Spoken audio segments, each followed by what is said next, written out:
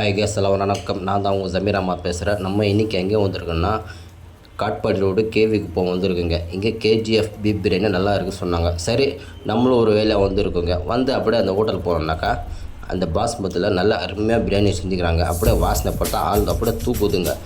சரி பிரியாணி வந்து சாப்பிடலாம் பார்த்தா அப்படியே பிரியாணி நல்லா டேஸ்ட்டாக செஞ்சுருக்கிறாங்க. நல்லா ருசியாக செஞ்சுக்கிறாங்க.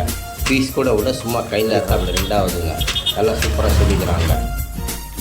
பிரியாணி முட்டை இல்லைங்க, அவுச்சு முட்டை 10 ரூபா, பீப் 65 பக்கோடா 100 கிராம் 30 ரூபா, பீப் தவா கறி ஒரு பிளேட் 50 ரூபா. நல்லா ருசியாக இருக்குதுங்க. நீங்களாம் பாருங்கள். இல்லை சார் பீப் பக்கோடா எப்படி சார் இருக்குது, பீப் தவா கறி எப்படி இருக்குது சொல்லுங்கள் சார்.